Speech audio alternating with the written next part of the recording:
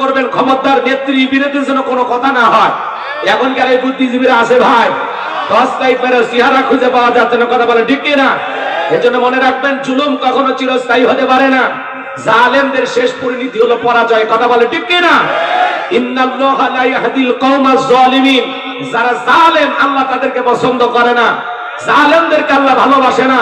যারা এই জুলুম করবে একদিন তারাই পরাজিত হবে, কথা বলে ঠিক কিনা? আজকে তারা কই আছে? জোরে বলেন আছে? নাই। এই জন্য বলতেছি, যখন মনে রাখবেন, যখন জুলুম যত বাড়বে বিজয় তত নিকটে, রাতের গভীরতা যত বাড়বে ভোরের সূর্য তত নিকটে, কথা বলেন ঠিক কিনা? মনে রাখবেন, আপনার জন্য কেউ জায়গা ছেড়ে দেবে না, নিজের জায়গা নিজেকে তৈরি করে নেওয়া লাগবে। এই পৃথিবীর জমিনে অসংখ্য নবী রাসূল দাওয়াতি কাজ করেছেন, তাদের দাওয়াতি কাজেও কাফের বেঈমানরা বাধার প্রাচীর তৈরি করে দিয়েছিলেন। এরপরে আল্লাহর পয়গম্বরেরা শত বাধার প্রাচীরকে ভেঙে আল্লাহর জমিনে আল্লাহর পথে মানুষকে দাওয়াত দিয়েছেন, কথা বলেন ঠিক কিনা? আপনার আমার প্রিয় নবী কালিমার দাওয়াত দিকে কোরআনের প্রচার করতে গিয়ে মার খেয়েছেন, রক্ত দিয়েছেন, দান্দার মোবারক শহীদ হয়েছেন। সাহাবায়ে কেরাম দ্বীনকে প্রতিষ্ঠিত করতে গিয়ে মার খেয়েছেন, রক্ত জুড়েছেন, জীবন দিয়েছেন। ও বাংলার মুসলমান, 1952 সালে এদেশের মানুষ যদি ভাষার জন্য জীবন দিতে পারেন, 1971 সালে আপনার আমার পূর্বপুরুষেরা এদেশের মাটির জন্য, এদেশের স্বাধীনতার জন্য যদি জীবন দিতে পারেন, রক্ত দিতে পারেন, 2024 সালে স্বৈরাচার জালেমকে বিদায় করে দেওয়ার জন্য এদেশের 2000-এরও বেশি মানুষ যদি রক্ত দিতে পারেন, জীবন দিতে পারেন, প্রয়োজন যদি হয় আল্লাহর এই জমিনে আল্লাহর দ্বীনকে প্রতিষ্ঠিত করার জন্য নবীদের মতো, সাহাবায়ে কেরামদের মতো বুকের তাজা রক্ত দিতে হয় কোরআনের জন্য, দ্বীনের জন্য, ইসলামের জন্য। যদি কখনো ডাক আসে, বিবির কাছ থেকে বিদায় নে, সন্তানদের কাছ থেকে বিদায় নে, মাথায় কাপড়ের কাপড় বেঁধে কারা কারা আল্লাহর জমিনে আল্লাহর দ্বীনকে প্রতিষ্ঠিত করার জন্য, ইসলামের জন্য, কোরআনের জন্য বুকের তাজা রক্ত দিতে রাজি, হাত তুলে আল্লাহকে দেখান, হাত তুলে আল্লাহকে দেখান।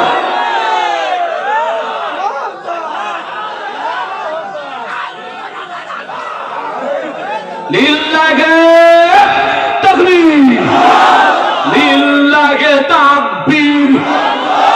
হাত সোজা করেন, টান টান করে হাত তোলেন। ওই যে মাঝে মাঝে হাত দেখা যায়, 2 হাত সোজা করার শক্তিটা, আপনি পুরুষ মানুষ, দুধ, ডিম, ভিটামিন, ক্যালসিয়াম মাঝে মাঝে কিনে খাবেন। একেবারে দুর্বল হলে চলতে পারেন না, সোজা করেন, সোজা করেন, কেউ হাত নামাবেন না। আমার আল্লাহ রাব্বুল আলামিন বলেন, ইন্নাল্লাহা আশতারা মিনাল মুমিনিনা আনফুসাহুম ওয়া আমওয়ালাহুম বিআন্না লাহুমুল জান্নাহ। সূরা তাওবার 111 নম্বর আয়াতে আল্লাহ রাব্বুল আলামিন জানিয়ে দিলেন, নিশ্চয়ই মুমিন বান্দাদের জান মাল আমি আল্লাহ ক্রয় করে নিয়েছি, বিনিময়ে দেব জান্নাত। বলুন সুবহানাল্লাহ। তাহলে বলেন তো বাজান, আপনার আমার জীবনের মালিক কে?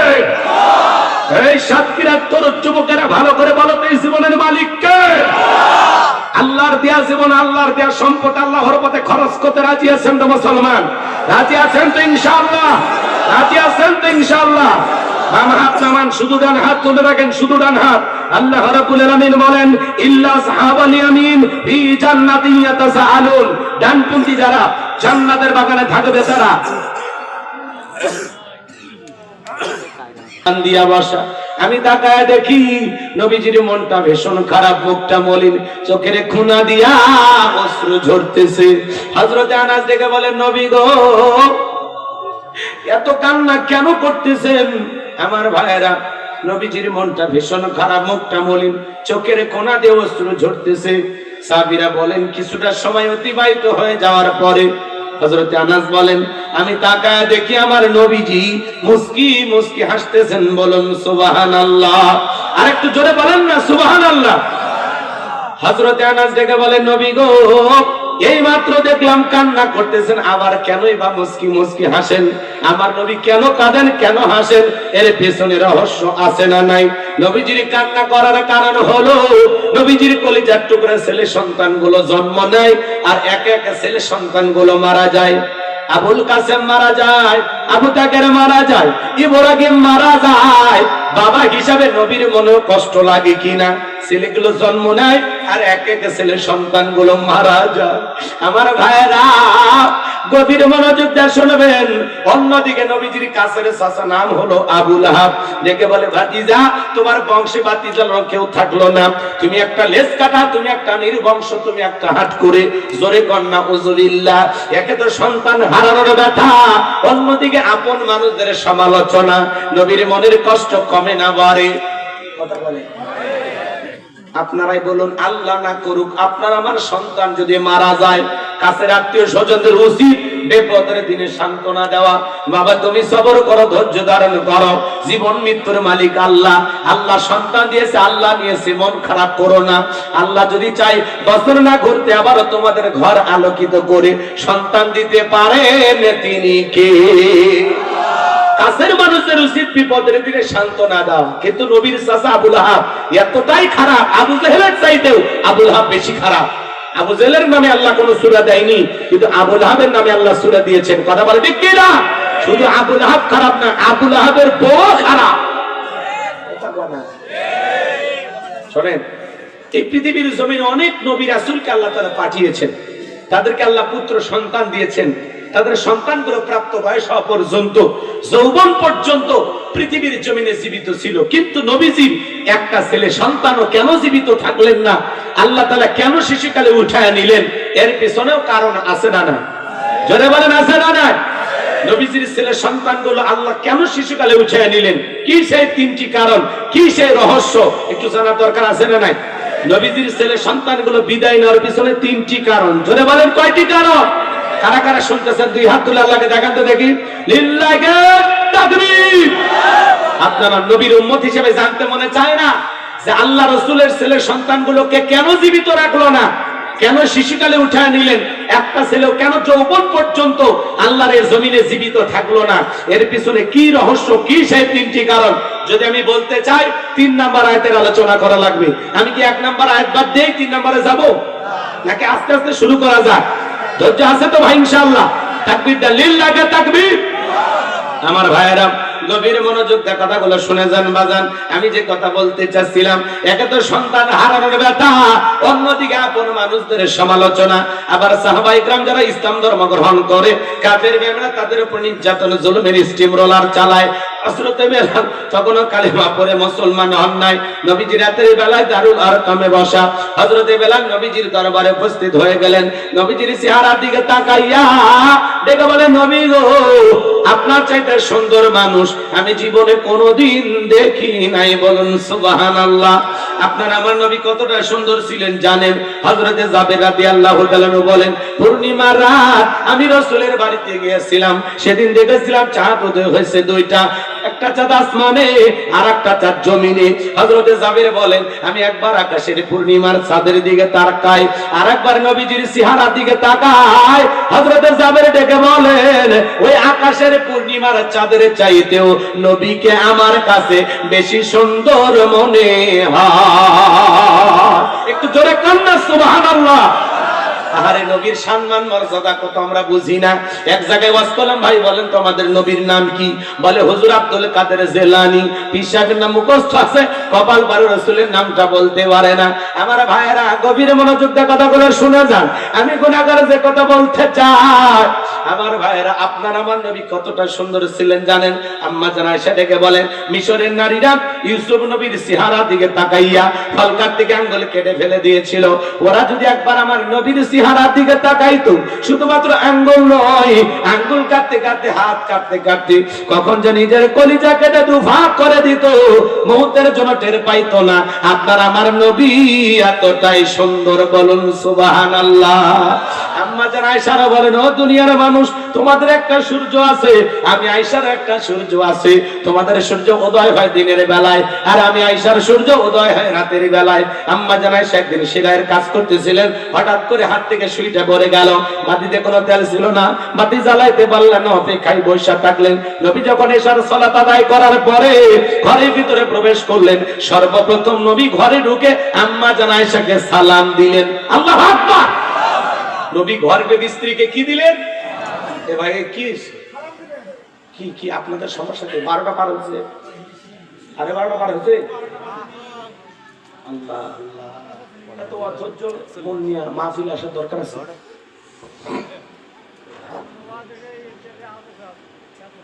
হ্যাঁ আলহামদুলিল্লাহ, তাহলে তো আরো ভালো। এতদিন না দেখে শুনছেন, আজকে দেখে শুনছেন, রাগ করতেছেন?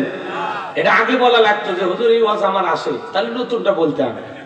হ্যাঁ, ওই তো শুরুতেই বললাম না, জিজ্ঞাসা করলাম না, তখন তো বললেন না চাচা। হ্যাঁ, এটা তো ভুল করছেন, কারণ আমার কাছে তো আল্লাহর রহমতে এই ভান্ডারের তো অভাব নাই, আছে কি? আপনি 50টা বিষয় বাই করুন, এই 50টা বাদ দিয়ে 51 নাম্বারটা বলারও আল্লাহর রহমতে, আল্লাহর দয়ায় শক্তি আছে। কথা বোঝেন নাই? খালি আপনি বলবেন যে হুজুর এই ওয়াজ শুনছি, ওটা বাদ দিয়ে নতুনটা শোনাবো। ওটা মোবাইলে শুনছেন, আজকে দেখে দেখে একটু শোনা যাবে না? খারাপ লাগতেছে? খারাপ লাগতেছে? লিল্লাহি তাকবীর। ও মানে গোলাম রব্বানি পকেটে তুলে এক একজন মোশান করে, হুজুর এই ওয়াজ আমার পকেটে। আরে বাবা, আল্লাহু আকবার, এত ভালোবাসে পকেটে রাখছেন আমি তো জানি না। এরপরে আসলে লিখে দেবেন দরকার হয়, ঠিক আছে? কোন মাহফিল আশেপাশে আসলে বিষয়গুলো লিখে দেবে যে এই বিষয়ে আমরা ওয়াজ শুনছি, ওগুলো বাদ দিয়ে নতুন আর একটা ওয়াজ শোনাবো ইনশাআল্লাহ। পারবেন না? এরপরে যেহেতু শুরু করছি, মাঝখানে চেঞ্জ করা যায়, ঝামেলা হয়ে যাবে। এই যে মিডিয়া আছে, পরে রেকর্ডে মানুষ কবে হুজুর শুরু করলো কি আর করছে কি, হুজুরের তার খুলে গেছে। বোঝেন না? আপনারা কি চাচ্ছেন আমি তার ছাড়া হই? তাহলে ভালোবাসে আমার দিকে তাকান কয়েকটা মিনিট, এরপরে আমরা দোয়া করে দেব। আল্লাহর রাস্তায় ওটা ভাষা করবেন না। লিল্লাহি তাকবীর। আমার ভাইয়েরা, তাহলে আপনি আমি যখন বাড়িতে প্রবেশ করব, বিবিকে সালাম দেওয়া দরকার আছে না নাই? বাড়িতে যাব, ওকে সালাম দিবেন, আসসালামু আলাইকুম রহিমা, কেমন আছো সোনা? ঘরের দরজাটা খোলো না, আমি তোমার লিটনের বাপ, তোমার দিওয়ানা। ও খুশি হয়ে দরজা খুলবে, কথা বলেন ঠিক কিনা? কিন্তু আপনার আমার ব্যবহার এত মিষ্টি না। ঘরে দরজা চিৎকার মারে ডাক দেয়, এ রুবেলের মারে দরজা খোল, বেশি দেরি হলে দরজা ভাঙে ফেলে দিয়া তোর পিঠের উপর কি যে হবি রে। ভিতর থেকে বউ বলে স্বামী না সেটা না আজরাইল। কথা বলেন আছে না নয়? সবরা ঘরের চাই ঝাড়ে। বউকে সালাম দিবেন, সালাম আছে যেখানে শান্তি আছে, সালাম আছে যেখানে সমাধান আছে। ঘরে শান্তি দরকার আছে না? ঘরে যদি শান্তি না থাকে, ঘরে যদি জ্বালা হয়, বাইরেও যদি জ্বালা হয়, তাহলে খালি জ্বালা জীবনে সুখ পাবেন না। ঘরের শান্তি দুনিয়ার সব জায়গায় শান্তি। আর ঘরে যদি হয় জ্বালা, জীবন হবে জ্বালা ভালা। কথা কন? ওই জন্য তো রাগ করে কয় না, ওই জানটা দিয়ে দিমু রেলেরই কলে। হ্যাঁ হ্যাঁ, কি হচ্ছে? চাচা কিছু বুঝলো? ওই 3টে ছেলে কেন বললো ওটাকে শুনবেন। আরে বেটা কি করছি, 3 নাম্বার আয়াতে ওটা বলা যাবে।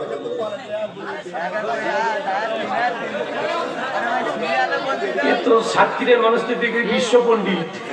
এই চাচা কথার লাইন বোঝেন? আমি যে এই যে উদাহরণটা দিচ্ছি, কেন দিচ্ছি? রসুল এসে সালাম দিল, এই আমলটা আপনাকেও করতে বলছে।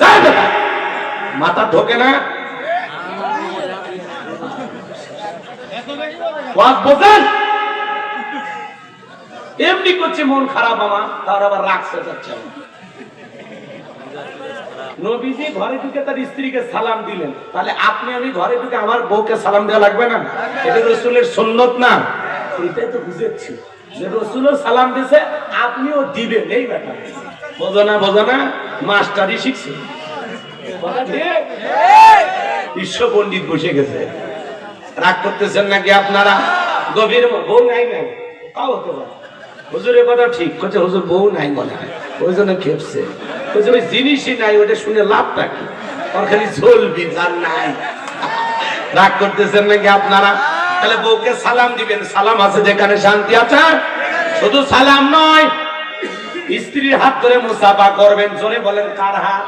এ বইয়ের হাত, পাশের বাড়ি ভাবি রাত না তাহলে ঝাঁটা দিয়ে পিটাবে। বইয়ের হাত ধরে মুসাফা করবেন। একেবারে যদি ময়দান ফাঁকা থাকে, কোলাকুলিও সেরে নেবেন। দাম্পত্য জীবনে সুখ আর শান্তি যদি পেতে চান, রসুলের 4টি সুন্নাত ঘরে ঘরে আমল করা লাগবে।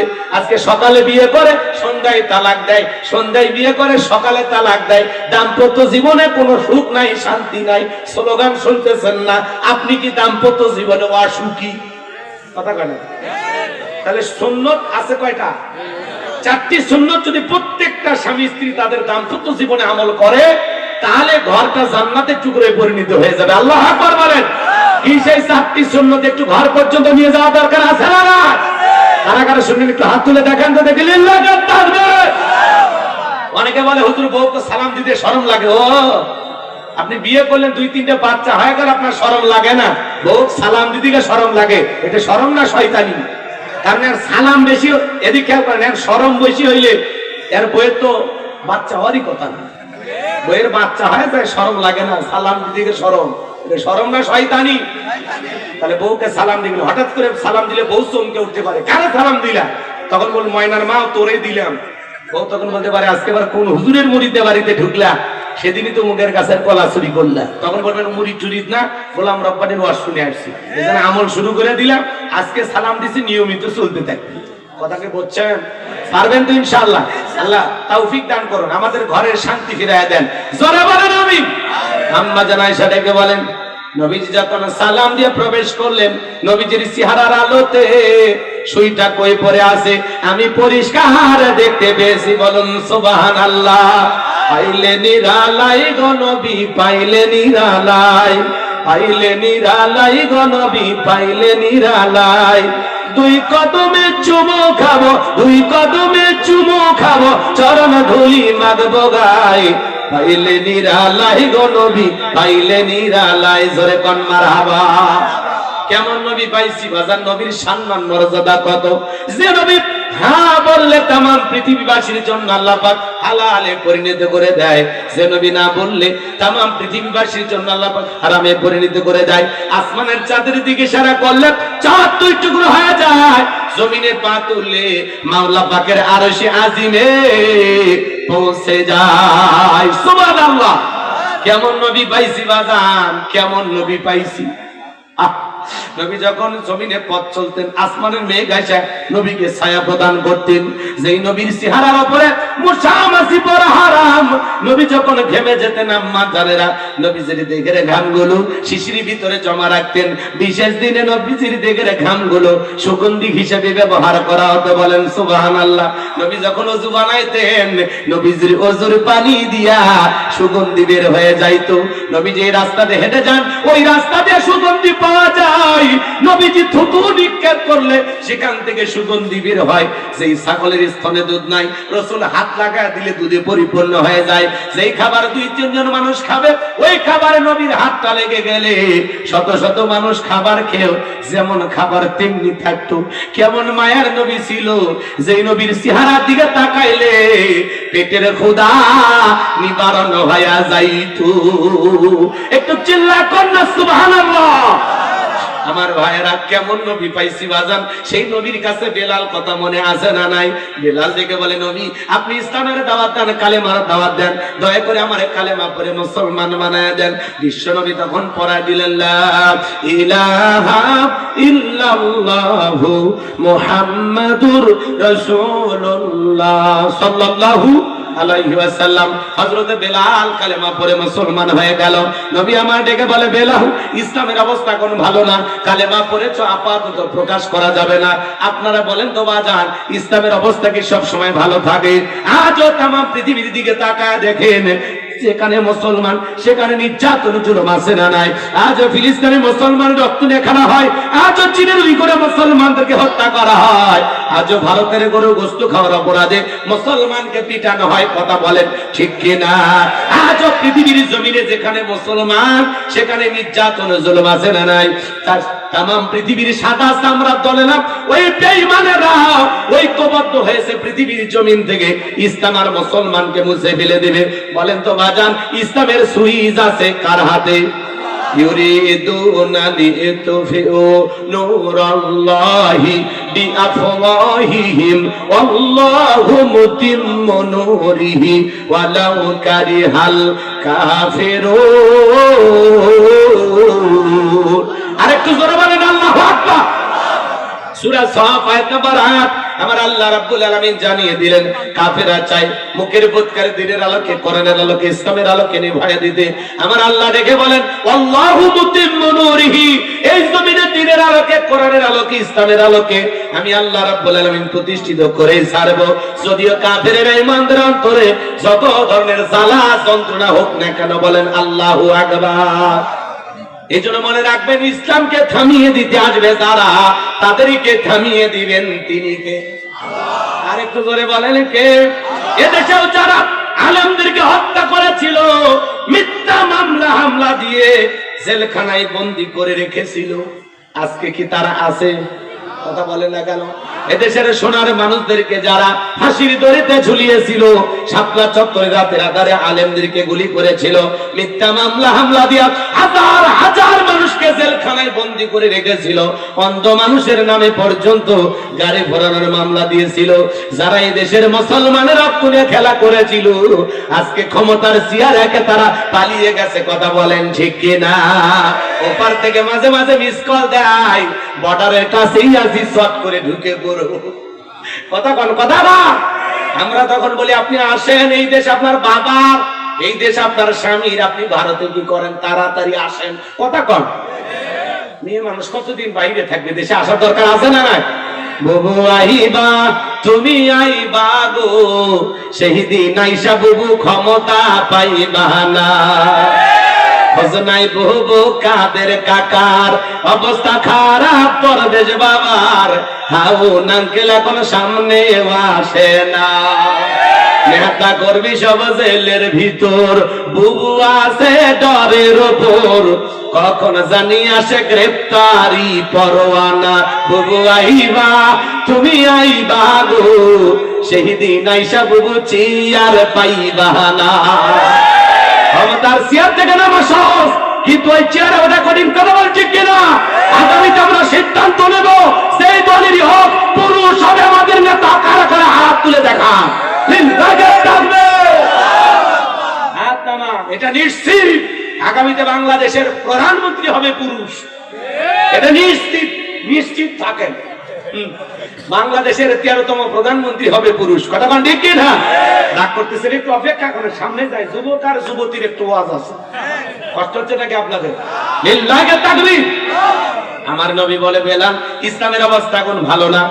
এদিক চাচা শোনেন, 3 বছর নবীজি মক্কায় প্রকাশ্যে কালেমার দাওয়াত দিতে পারেনি, তাহলে অবস্থা ভালো না খারাপ? ইসলাম তাহলে কত গোপনে জায়গা থেকে শুরু হয়েছে।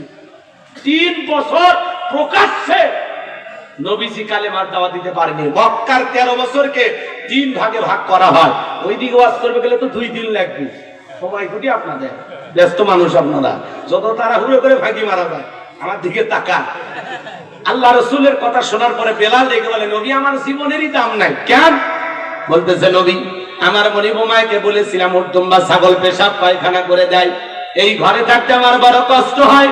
ও মায়া ডেকে বলে, বেলাল রে, উর্দুম্বা ছাগলের দাম আমার কাছে আছে, কিন্তু তোর মতো কালো হাফসি বেলালের দাম আমার কাছে নাই।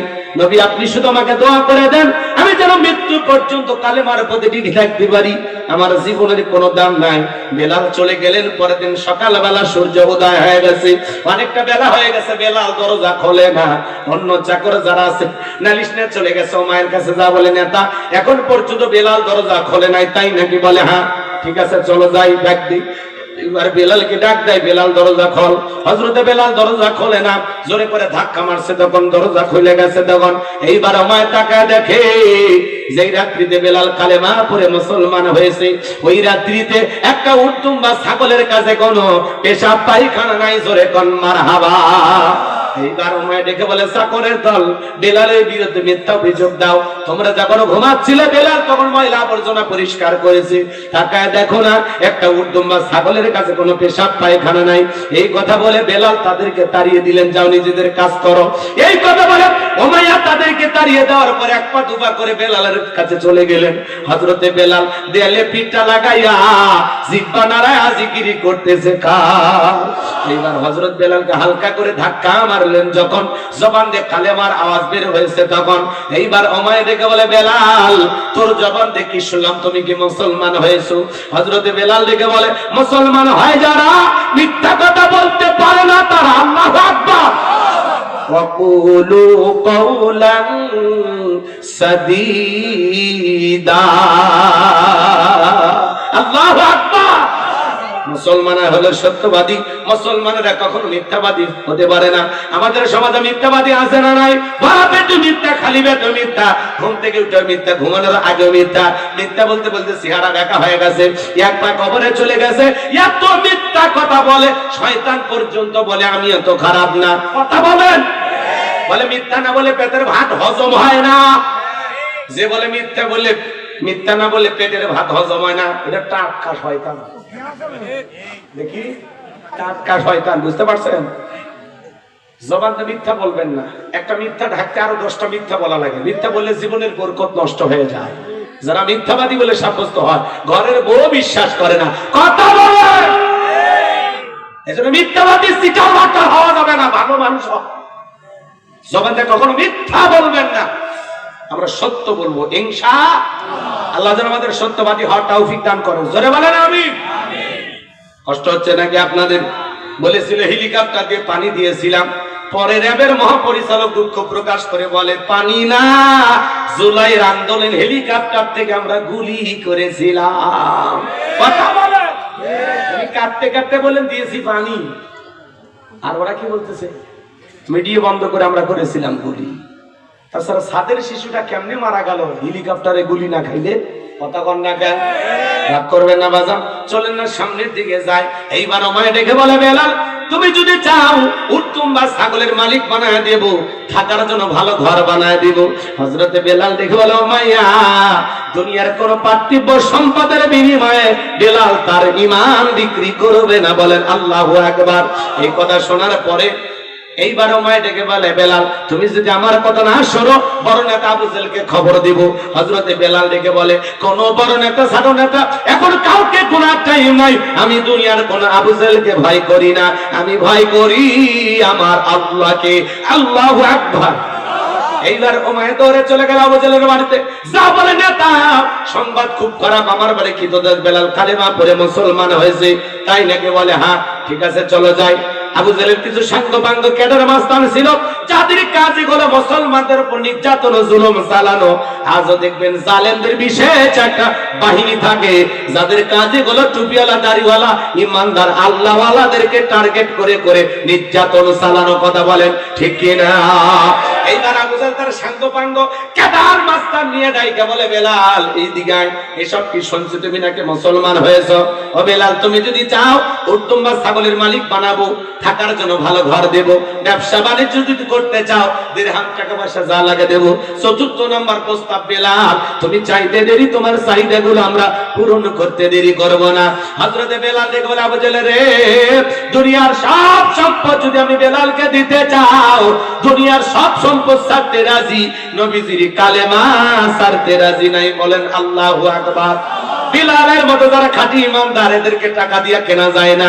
কিন্তু মুনাফিক মার্কা মুসলমান যারা টাকার কাছে বিক্রি হয়, তারা টাকা পাইলে ওরা বাতিলের ৫টা গোলাম হয়। টাকার জোরে ফতুয়া ঘরে, টাকা পাইলে বৈধকে অবৈধ বলে ফতুয়া দেয়, অবৈধকে বৈধ বলে চালিয়ে দেয়। টাকা পাইলে বাতিলের ৫টা গোলাম হয়। এরকম মুনাফিক মার্কা মুসলমান আছে না নাই? যাদেরকে সকালে কিনে বিকেলে বিক্রি করা যায়। কথা বলেন। কিন্তু বেলালের মতো যারা মুসলমান, এরা কখনো বিক্রি হবে? এদেরকে পুরো দুনিয়া দিয়ে কেনা যাবে না। আবু জেহেল তখন দেখে বলে, বেলাল এত বড় লোপনীয় প্রস্তাব রাজি হইলা না, সোজা আঙ্গুলে ঘিউ না উঠলে আঙ্গুলে একটু বাঁকা করা লাগবে। এই কথা বলে যুবকদের লেলে দিলে চাবুক দিয়ে পেটাও। হযরত বেলালকে চাবুক দিয়ে পেটানো শুরু করলো। ওরা যত জোরে চাবুক মারে, বেলাল তত জোরে কালেমা পড়ে। চাবুক দিয়ে মারতে মারতে কালো চামড়া গুলো ফেটে রক্ত ঝরা শুরু হয়ে গেল।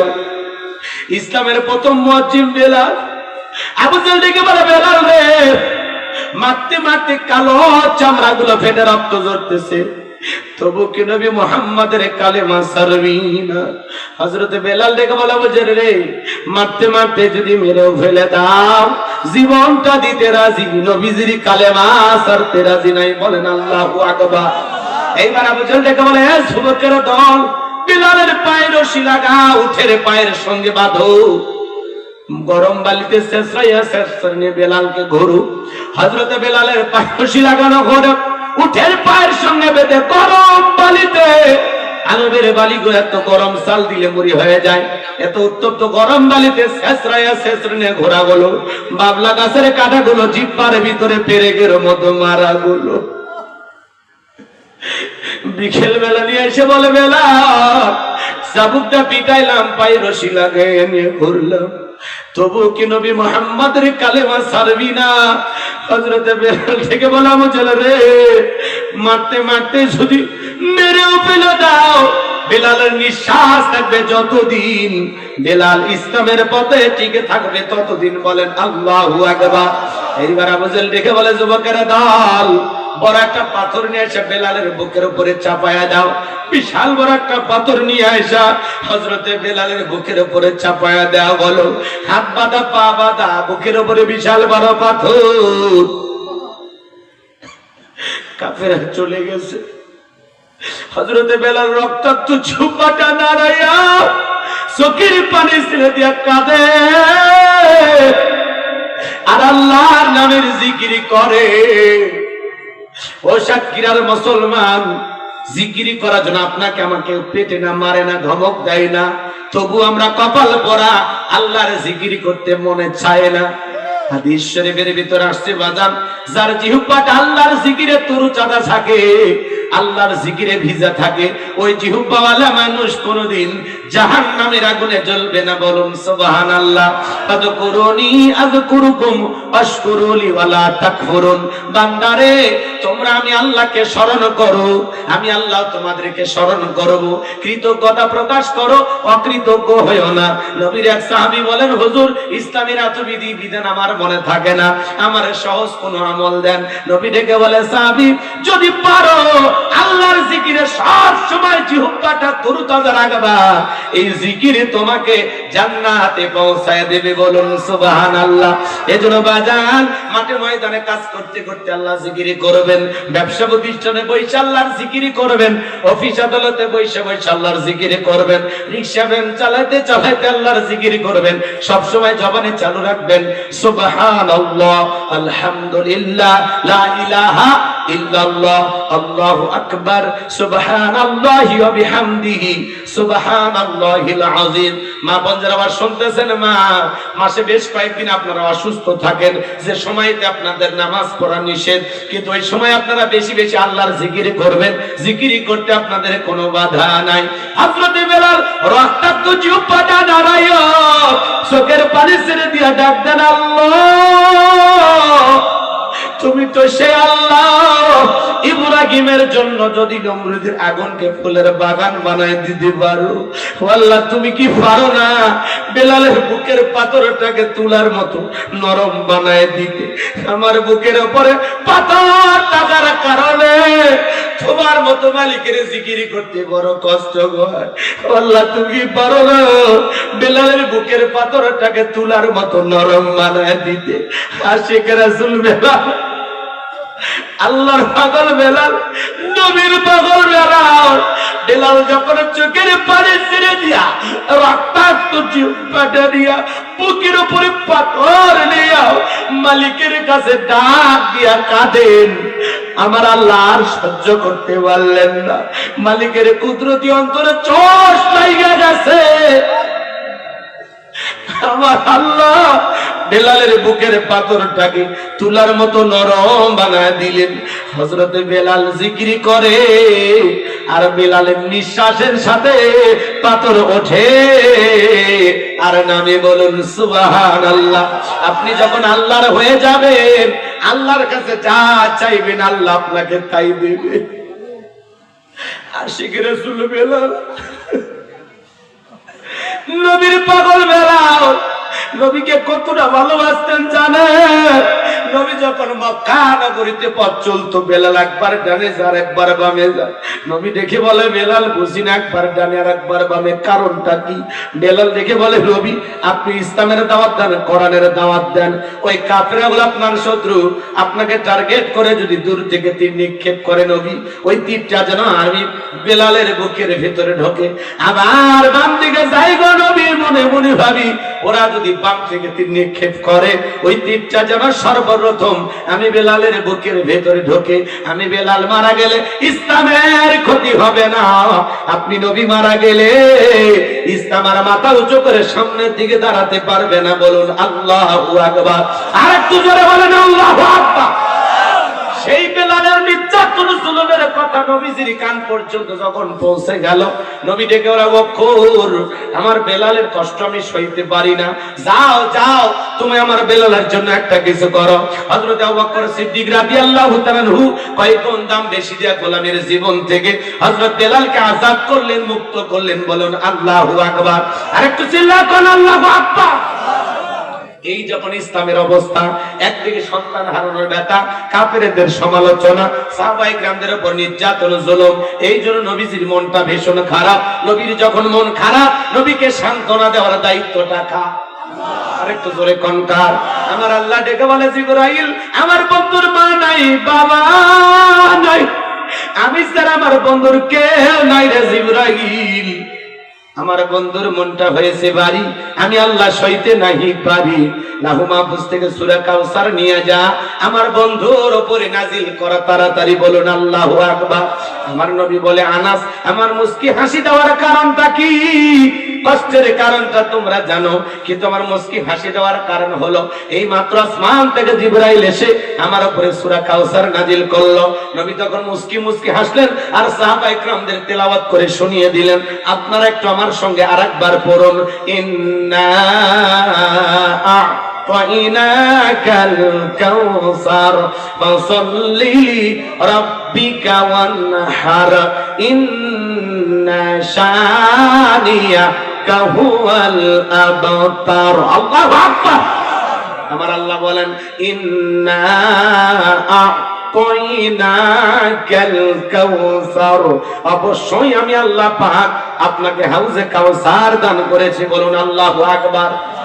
এই পৃথিবীর অন্য কোন নবী রাসূলকে আল্লাহ তাআলা হাউজে কাউসার দান করেন নাই, আপনার আমার নবীকে আল্লাহ তাআলা হাউজে কাউসার দান করেছেন। বলুন সুবহানাল্লাহ। ইন্না আ'তাইনাকাল কাউসার। আল্লাহু আকবার। নিশ্চয়ই আমি আল্লাহ পাক আপনাকে হাউজে কাউসার দান করেছি। এই হাউজে কাউসারের পানি দুধের মতো সাদা, মধুর চাইতে মিষ্টি, পানির মতো ক্লিয়ার। ওই কঠিন কিয়ামতের ময়দানে যেদিন বিচার দিবস কায়েম হয়ে যাবে, ওই বিচার দিবসের একদিন হবে 50,000 বছরের সমান। যেদিন সূর্য সোহাগ মাথার উপরে চলে আসবে, মানুষের মাথার মগজগুলো টকবক করে গলতে থাকবে। যেদিন পাহাড় পর্বত, নদী নালা, বিল্ডিং, ইমারত কোনো কিছু থাকবে না। কুল্লু মান আলাইহা ফান, এই পৃথিবীর জমিনে সবকিছু আল্লাহ তাআলা ধ্বংস করে দিবেন। যেদিন বেঈমানদের জিহ্বা নাভি পর্যন্ত চলে আসবে, যেদিন ভাই ভাইকে দেখে পালিয়ে যাবে। ইয়াউমা ইয়াফিরুল মারউ মিন আখি ওয়া উম্মিহি ওয়া আবি ওয়া সাহিবাতিহি ওয়া বানি। আল্লাহু আকবার। আমার আল্লাহ ডেকে বলেন, সেদিন ভাই ভাইকে দেখে পালিয়ে যাবে, মাতা পিতা সন্তানকে দেখে পালিয়ে যাবে, স্ত্রী স্বামীকে দেখে পালিয়ে যাবে। ওই কঠিন কিয়ামতের ময়দানে আল্লাহর আরশের ছায়া ছাড়ার কোনো ছায়া থাকবে না। এই ছায়ার ভিতরে আল্লাহ তাআলা শাস্ত্রীয় মানুষকে ছায়া দান করবেন। এটা কিয়ামতের ময়দানে আল্লাহ তৈরি করা ভিআইপি গ্যালারি। সেখান থেকে আল্লাহর বান্দারা কিয়ামতের ফাইনাল খেলা উপভোগ করবেন। আর এদিকে মানুষ পানি পানি বলে কোটি কোটি মানুষ রাসূলের দিকে রওনা করবেন। নবীজি হাউজে কাউসারের পিয়ালা নিয়ে দাঁড়িয়ে থাকবেন। কিছু মানুষের চোখের সামনে আল্লাহ তাআলা পর্দার আবরণ তৈরি করে দিবেন। আমার নবী তখন ডেকে বলবেন, আল্লাহ সংখ্যায় আমি আমার অনেক উম্মতকে দেখতে পাইলাম, কেন জানি সংখ্যাটা কমে গেলে বুঝতে পারলাম না। আমার আল্লাহ তখন ডেকে বলে, বন্ধু পাইকারি দরে আপনি সবাইকে হাউজে কাউসারের পানি পান করাইতে পারবেন না। দুনিয়ার জীবনে 2টি অপরাধ করেছিল যারা, কিয়ামতের ময়দানে আজকে আপনার হাতে পানি পাবে না তারা। জোরে বলেন কয়টি অপরাধ? 2টি আঙ্গুল তুলে বলেন তো কয়টি অপরাধ? এই 2টি অপরাধ যাদের ভিতরে আছে তারা নবীজির হাতে হাউজে কাউসারের পানি পাবে না। এই 2টি অপরাধ কি কি জানার দরকার আছে না নাই? একটু অপেক্ষা করেন বাজান। নবীজি হাউজে কাউসারের পেয়ালা নিয়ে দাঁড়িয়ে আছেন। নবীজিকে দেখবেন আর কিয়ামতের ময়দানে নবীজির হাতে হাউজে কাউসারের পানি পান করবেন। ও সাতক্ষীরার মুসলমান, কার কার মনে চায়, কার কার দিলে চায় কিয়ামতের ময়দানে নবীজির হাতে হাউজে কাউসারের পানি পান করবেন? দুইটা হাত তুলে আমার মালিক আল্লাহকে দেখা, আর আমার সঙ্গে বলুন আল্লাহ। আমাদের সবাইকে কিয়ামতের ময়দানে নবীজির হাতে হাউজে কাউসারের পিয়ালার পানি পান করা তৌফিক দান করুন। চিল্লা বলুন আমিন। আরেকটু জোরে বলেন আমিন। আরো একবার বলুন আমিন।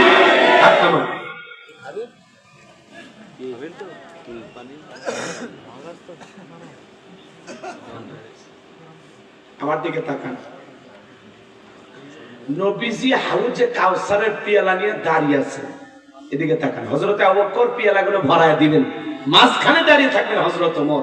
হযরত ওমর রাসূলের হাতে দিবেন, আর নবীজি তার আদরের উম্মতদেরকে খুঁজে খুঁজে কিয়ামতের ময়দানে হাউজে কাউসারে পানি পান করাবেন। বলুন সুবহানাল্লাহ। এদিকে তাকান, আমার দিকে তাকান। নবীজির হাতে এক পেলা হাউজে কাউসারের পানি যদি পান করতে পারেন, জান্নাতে ঢোকা পর্যন্ত আপনারা তৃষ্ণা লাগবে না, তৃষ্ণা মিটে যাবে। চিৎকার মেরে বলুন সুবহানাল্লাহ। শুনেন, আমি আপনাদের এলাকায় আসলাম, একটা ছেলের হাতে কিছু চকলেট দিলাম, উদাহরণ কথা বোঝানোর জন্য এক্সাম্পল দিচ্ছি। ওই ছেলেটা চকলেট পাইয়া মারছে দৌড়। আমি বললাম বাবা এক বোতল পানি নিয়ে আমার সামনে আসো। ওই ছেলেটা দৌড়ে মাঝখানে যা আসার খায় পড়ে গেছে। বেশি খুশি হলে মানুষ কি করে? হুশ পায় না, বোঝেন নাই কথা বলে, পড়ে গেছে। এবার শোনে, ছেলেটা উঠিয়া দাঁড়াইয়া বদনা ভরিয়া পানি নিয়ে আমার সামনে হাজির। আমি তখন বললাম ভাতিজা, এই পানিটা দেখে কষ্ট হয়েছে, মাঝখানে আসার গায়ে পড়ে গেছো, হাঁটুটা সিলে গেছে, রক্ত মনে হয় বের হয়েছে। ওই ছেলেটা তখন বলতেছে আমি এরকম কত পড়ে যাই, আমার কিছুই ভাই। ওই চকলেটের খুশির কারণে ব্যথাকে ব্যথা মনে হচ্ছে না। কথা বলে ঠিক কিনা? শোনে, কিয়ামতের ময়দানে নবীজির হাতে এক পেলা হাউজে কাউসারের পানি তকদিরে, নসিবে, ভাগ্যে যদি জুটে যায়, কিয়ামতের কঠিন দিন আপনার কাছে কঠিন মনে হবে না, আল্লাহ সহজ করে দেবেন। এত আস্তে সুবহানাল্লাহ। একবার সুবহানাল্লাহ বললে জান্নাতের ভিতরে আপনার নামে একটা গাছ লাগানো হয়। আর যে কাজে সুবহানাল্লাহ বলতে রিজার্ভে রেখে দেন, সকাল 9টার পরে বউরে সাথে নিয়ে বুঝলেন, একটু জোরে কান সুবহানাল্লাহ। কিয়ামতের ময়দানে নবীজির হাতে এক পেলে হাউজে কাউসারের পানি যদি পান, আর আল্লাহর আরশের নিচে ছায়া যদি পান, কিয়ামতের কঠিন দিন কঠিনও মনে হবে না, আর আপনি জান্নাতি, আপনার কোনো টেনশনও নাই। সুবহানাল্লাহ কালকে বলবেন। ভাতিজা খালি মোবাইলই ছিললেন, সাসারে ছিললেন, কষ্ট হচ্ছে আপনাদের? এইবার পানি চাইলেই তো পাওয়া যাবে না, পাওয়া যাবে? কথা বলেন, ঠান্ডা পানি দিয়ে ওযু বানিয়ে নামাজ আদায় করতে হবে। হঠাৎ করে কেউ নামাজ ধরলে পুরাতন মুসল্লি দেখায়, পুরাতন মুসল্লি যারা নতুন মুসল্লি দেখে টিটকেরি মানে ঠাট্টা বিদ্রুপ করে, সমালোচনা করে। সূর্য কোন দিকে উঠছে? উত্তরপাড়া বাসা দিকে মসজিদে নামাজ পড়বি না, 2 দিন পরে আবার সাইডে দিবি। ও চাচা, আপনি তো দাওয়াতে 5 জনকে মসজিদে আনতে পারেন না, একটা লোক হঠাৎ করে নামাজ ধরেছে, পরিবর্তন হচ্ছে, আপনার সমস্যা কোথায়? কেন সমালোচনা করেন? আপনার এই কথা শুনে পরের দিন থেকে আল্লাহর এই বান্দা যদি মসজিদে না আসে, আল্লাহর কাছে কি জবাব দিবেন? জবাব আছে? তাহলে কারো সমালোচনা করা? একটা লোকটা হঠাৎ করে নামাজ ধরেছে, তার মানে আল্লাহ তাআলা হেদায়েত দান করতেছে, সে পরিবর্তন হচ্ছে। আপনার সমস্যা কোথায়? পারলে দোয়া করেন যে ভাতিজা তুমি মসজিদে আসছো নামাজে, দেখে দিলটা বইরা গেছে, আল্লাহর কাছে দোয়া করি, আল্লাহ আমার এই ভাতিজাকে মৃত্যু পর্যন্ত মসজিদে এসে নামাজ পড়ার তৌফিক দান করুন। দোয়া করেন, ভালোবেসে বুকে টানেন, ঘৃণা ছড়াবেন না। কথা বলেন, ঘৃণা ছড়াবেন না। আজকে বেগম জিয়ার মানুষ কেন প্রশংসা করতেছে? কারণ উনি মানুষকে ভালোবাসতেন। কথা কন, কারোর সাথে কোনো ঘৃণার সম্পর্ক ছিল না, ভালোবাসার সম্পর্ক ছিল। এই দেশ ছিল তার কাছে পরিবার, এ দেশ ছেড়ে পালিয়ে যাননি, দেশের মানুষকে কখনো বিপদে ফেলে যাননি। আজকে তার জানাজায় আপনারা দেখবেন সংসদ ভবন এলাকায় বাংলাদেশের ইতিহাসে সবচাইতে বড় জানাজা আজকে বেগম খালেদা জিয়ার জানাজা হবে। কথা বলে ঠিক কিনা? এবং এই জানাজার ইমামতি করবেন বাংলাদেশের জাতীয় মসজিদ বাইতুল মুকাররমের সম্মানিত সুযোগ্য খতিব বিশিষ্ট আলেম দ্বীন মুফাসসির কোরআন হযরত মাওলানা আব্দুল মালিক দামাত বারাকাতুহু আলিয়া বলুন আল্লাহু আকবার। জাতীয় মসজিদে এইবার বাংলাদেশের সবচেয়ে একটা ভালো আলেম খতিব হিসেবে পাইছে, কথা বলে ঠিক কিনা? উনি জাতীয় ইস্যুতে কথা বলেন, হক কথা বলেন, উনি বাতিলের বাচ্চাটা গোলাম নয়, কথা বলে ঠিক কিনা? বিশ্বের বিভিন্ন দেশে সেমিনারি বক্তব্য দেন, চমৎকার কথা বলেন, কি সাদামাটা মানুষ, দেখে মনে হয় খাঁটি আল্লাহওয়ালা, কথা বলে ঠিক কিনা? রাগ করতেছেন? জাতীয় মসজিদের সম্মানিত খতিব হযরত মাওলানা আব্দুল মালিক সাহেব, তিনি বেগম খালেদা জিয়ার জানাজার নামাজের ইমামতি করবেন। তার পরিবারের পক্ষ থেকে, তার দলের পক্ষ থেকে জানানো হয়েছে আজকে দুপুর 2টায় তার জানাজা হবে। দেখবেন বাংলাদেশের ইতিহাসে এত বড় জানাজা হয় নাই। শহীদ প্রেসিডেন্ট জিয়াউর রহমানের জানাজা হয়েছিল, বাংলাদেশের অনেক বড় জানাজা। কোরআনের পাকে আল্লামা সাইদি হুজুরের জানাজা হয়েছিল বাংলাদেশের ইতিহাসে সবচেয়ে বড় জানাজা, কথা বলে ঠিক কিনা? আর কয়েকদিন আগে ঘাতকেরা নির্মম ভাবে আমার ভাই শহীদ শরীফ ওসমান হাদিকে বিদায় করে দিয়েছিল। জানাজা হয়েছিল বাংলাদেশের 54 বছরের সবচেয়ে বড় জানাজা, কথা বলে ঠিক কিনা? ওসমান হাদির জানাজায় লক্ষ লক্ষ মানুষ অংশগ্রহণ করেছিল, চোখের পানি ছেড়ে দেখিয়ে দিয়েছেন। আজকে বেগম খালেদা জিয়ার জন্য মানুষ কান্না করতেছেন, রাস্তার মধ্যে গলাগলি করে কাঁদতেছেন। এই জন্য বেগম জিয়া এই দেশকে পরিবারের মতো ভালোবাসতেন, কথা বলে ঠিক কিনা? এই জন্য এই দেশের মানুষ তার জন্য দোয়া করতেছে। একজন দোয়া করা আর একজনের ফাঁসির রায় হয়, জনগণ মিষ্টি খায়, কথা বল না কেন? করতেছে যারা ট্রাইব্যুনাল গঠন করে কোরআনের পাকে আল্লামা সাইদি হুজুরকে মৃত্যুদণ্ডের রায় দিয়েছিল, আজকে নিজেদের তৈরি করা ট্রাইব্যুনালে নিজের নামে ফাঁসি রায় হয়ে গেছে, কথা বলে ঠিক কিনা? আবার উনি শোক বার্তা দিচ্ছে, নাটক করেন, কথা বল না কেন? এই দিকে উনি 1 নাম্বার, কথা বল। দেশের মানুষ বস্তুর দাম বেড়ে দেয়, কাঁচল খাও, কি কর, কাঁঠাল খাইতে পারে। আহারে আল্লাহ, আল্লাহ ওনারা হেদায়েত দান করুন, কথা বলেন না কেন? পৃথিবীর কোন মুসলিম দেশে জায়গা হয়নি, হয়েছে দাদা বাবুদের দেশে, কথা বলে ঠিক কিনা? রাগ করতেছেন আপনারা? আমার যে কথা, গভীর মনোযোগ, গভীর মনোযোগ। নবীজির হাতে হাউজে কাউসারের পানি যদি পান করতে চান, যুবক শোনো, যুবক বয়সে দাঁড়িয়ে রাখছে, এটা না সমালোচনা। ওই বয়সে দাঁড়িয়ে রাখি, বউ নিয়ে ঘুরতে গেছে, কয় ভাবি আসসালামু আলাইকুম, সাথে চাচার খবর কি? বউ বাড়িতে এসে রাগ করে, তোমার সাথে বাহিরে যাওয়া যায় না কেন? ভাই আমারটাকে ভাবি আর তোমারটাকে চাচা। যেই বউ নবীর সুন্নত দাড়িকে মহব্বত করে না, ওই বউ আপনাকে 100% ভালোবাসা দিতে পারে না, কথা বলে ঠিক কিনা? পৃথিবীর সকল নবীদের মুখে দাড়ি ছিল, কথা কথা। পৃথিবীর সকল নবীদের মুখে দাড়ি ছিল। দাড়ি একটা স্পেশাল সুন্নত। দাড়ি রাখলে পুরুষকে পুরুষের মতো লাগে, মহিলারও দাড়ি নাই, পুরুষেরও দাড়ি নাই, কথা বলেন? ভালো লাগে? 50-60 বছর বয়স হয়ে গেছে, চামড়া জড়ে গেছে, সেলুনে নাপিতকে বলে ক্লিন শেভ কর, ক্লিয়ার করে দে, মাইরা দে, কথা কর। নাপিত সাহেব বলতেছে, চাচা যে কায়দায় চামড়া জড়ে গেছে, প্লাস দিয়ে চাইনা তো শেভ করা যায় না, আপাতত দাড়িটা রেখে দেন। কয় দাড়ি রাখলে চুলকায়, দাড়ি রাখলে তোমার চুলকায়, কবরে যাও, ফেরেশতারা চুলকানির বলম নিয়ে বসে আছে, কথা বলে ঠিক কিনা? শুধু শরীরের এই জায়গায় চুলকায়, আরো জায়গায় চুলকায়, অ্যালার্জির সমস্যা, চর্ম যৌন অ্যালার্জি, ডাক্তার দেখাও, কথা বলেন, চিকিৎসা করো এটা।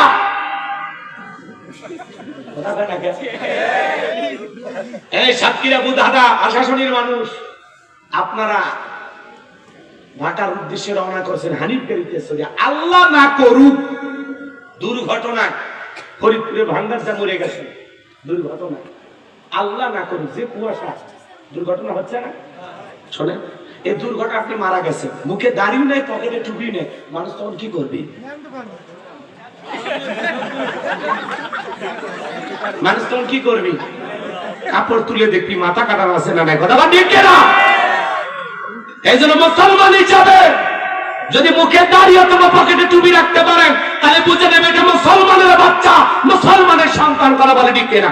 দাঁড়িয়ে নাই, টুপি নাই, মুসলমান বোঝার উপায় নাই, তখন মানুষ চেন খুলে দেখবি, নাই লঙ্গি তুলে দেখবি, মাথা কাটা আছে না নাই, মরার পরে মানুষ ইজ্জত খুলে দেখবি। আপনি যদি কোনো মরার পরে দেখি দেখুন, তাহলে আপনার মতো দেহের বিষয়ের দরকারই নেই। আপনি মানুষের কাতারে পড়ে যখন লাগবে খেয়ে নেবে, তাহলে সবসময় পানি খেলে ওরা আবার বিরক্ত হবে। রাগ করতেছেন নাকি আপনারা? একটু তাকবীর দেন, লিল্লাহি তাকবীর। কষ্ট হচ্ছে আপনাদের? আমার ভাইরা, নবীজির হাতে হাউজে কাউসারের পানি যদি পান করতে চান, কাজ করতে হবে দুইটি। আঙ্গুল তুলে বলেন তো বাজান, কাজ করতে হবে কয়টি? দুইটি। আর জোরে, এটার আওয়াজ হলো জোরে কোন আওয়াজ, জোরে জোরে বলো না, উঠাই যাবে। 16 বছর মিছিল করতে পারেননি, একটু মিছিল করে অভ্যাস করেন, সামনে 16 বছরে কাজ আদায় করা লাগবে। কথা বলে ঠিক না? আর একদিন গেলেই তো নতুন বছর শুরু হচ্ছে। আজকে 30 তারিখ না, 31 তারিখ। আজকে 31 তারিখ, তাই না? আজকে রাত শেষ, বছর একটা বিদায় নিয়ে যাবে। বিদায় 2025। হ্যাঁ, আইতেছে কি 2026। এখন কি করা লাগবে? ডিজে পার্টি দেওয়া লাগবে, পিকনিক খাওয়া লাগবে, বান্ধবীর হাত ধরে হ্যাপি নিউ ইয়ার লেখা লাগবে। কথা কর, 31st নাইট কোন মুসলমান পালন করতে পারে না। কত বল ঠিক না? এক কলিজার টুকরা যুবকেরা 31st নাইট পালন করে বেপরোয়া হয়ে গেছে। বিগত বছরটা চলে গেল, নামাজ হইল কি না, গুনাহ কি কম হইছে? মালিকের কাছে ক্ষমা চাও, যে আল্লাহ এই বছরে যত গুনাহ করছি মাফ করে দাও, নতুন বছর আমাদের জন্য কল্যাণকর বানায় দাও। 2 রাকাত নামাজ পড়ে তওবা করে বিদায় নিতে হবে। কথা বলেন, নতুন বছর আল্লাহর শুকরিয়া আদায় করে শুরু করতে হবে। আল্লাহ 2026 সাল আমাদের জন্য কল্যাণকর বানায় দাও, ইসলাম আমাদের পক্ষে বানায় দাও, তোমার দিন প্রতিষ্ঠিত করে দাও। কথা বলে ঠিক কিনা? 31st নাইট পালন করো, কবরের ফার্স্ট নাইটটা কি হবে সেই চিন্তা তোমার নাই যুবক। তুমি হ্যাপি নিউ ইয়ার পালন করার জন্য পাগল হয়েছ। এই বছরে কয়েকটা নামাজ কাজা করেছ, তওবা করো। কথা কয় না, কথা কয় না। আর picnic party, DJ party, box ভাড়া করে এলাকায় পিকনিকের উৎসব, কত মানুষ বিদায় নিয়ে যাচ্ছে। রাজা বাদশাহ আমির ওমর প্রধানমন্ত্রী বিদায় নিয়ে যাচ্ছে, তোমার হুঁশ ফেরে না? তুমিও তো কবরের বাসিন্দা, তুমি আমি কবর পথের যাত্রী। এ দুনিয়া থাকার জায়গা না। কথা বলে, কবরের বাসটা পৌঁছার আগে আপনার আমার লাশটা পৌঁছে যাবে। কথা বলেন, এখনই নিঃশ্বাসটা বন্ধ হলে কেউ দুনিয়াতে রাখবে না, যত তাড়াতাড়ি পারে বিদায় করে দিবে। এ দুনিয়া থাকার জায়গা না। কুল্লু নাফসিন যায়কাতুল মাউত, প্রত্যেক প্রাণীকে মৃত্যুর স্বাদ গ্রহণ করতে হবে। রাজাও মারা যায়, প্রজাও মারা যায়, প্রধানমন্ত্রী মারা যায়, জনগণও মারা যায়, রাস্তার ভিক্ষুক একদিন বিদায় নেবে, ওই রাজপ্রাসাদে বসবাস করা কোটি টাকার ধনীও বিদায় নেবে। এই দুনিয়ায় কেউ থাকবে না, এই দুনিয়া থাকার জায়গা না। দাদা ছিল নাই, বাবা ছিল নাই, একদিন আপনি আমিও থাকবো না। আজকে বেগম জিয়া চলে গেছে, ওনার স্বামী চলে গেছে, একদিন ওনার সন্তানকে উনি হারিয়েছেন, একদিন একমাত্র ছেলে তারেক রহমান জীবিত আছে, উনি একদিন থাকবেন না। এটাই তো দুনিয়া, তাই না? আপনি আমি কেউ থাকবো না, এই দুনিয়া থাকার জায়গা না। কথা বোঝা যায়? তাহলে হাউজে কাউসারের পানি, হাউজে কাউসারের পানি পান করতে গেলে 2টি কাজ। 2টা আঙ্গুল তুলে আরেকবার বলো, কয়টি কাজ? নাকি 31st নাইট পালন করবা? কয়টি কাজ মনে থাকবে? কি কাজ বলিনি তো মনে থাকবে মানে? বলছি কি, আল্লাহ সেটা 2 নম্বর আয়াতে জানিয়ে দিলেন। জবান ছেড়ে সবাই বলুন, ফাসাল্লি রাব্বিকা ওয়ানহার। বলুন বলুন, ফাসাল্লি রাব্বিকা ওয়ানহার। 1 নাম্বার হলো ফাসাল্লি রাব্বিকা, রবির উদ্দেশ্যে সালাত, নামাজ হবে একমাত্র কার জন্য? قل إن صلاتي ونسكي ومحياي ومماتي لله رب العالمين। সূরা আনআম আয়াত নম্বর 162। আল্লাহ রাব্বুল আলামিন জানিয়ে দিলেন, নবীজি আপনি বলুন, আমার নামাজ, আমার কুরবানি, আমার জীবন, আমার মরণ লিল্লাহি রাব্বিল আলামিন, আসমান জমিনের প্রতিপালকের জন্য। তাহলে মুমিন জীবনের সব ইবাদত হবে একমাত্র কার জন্য? আমার জীবন, আমার মরণ, আমার বন্দেগী কবুল করো ইয়া ইলাহি, আমার বন্দেগী, আমার জীবন, আমার মরণ, আমার জিন্দেগি। জোরে বল মারহাবা।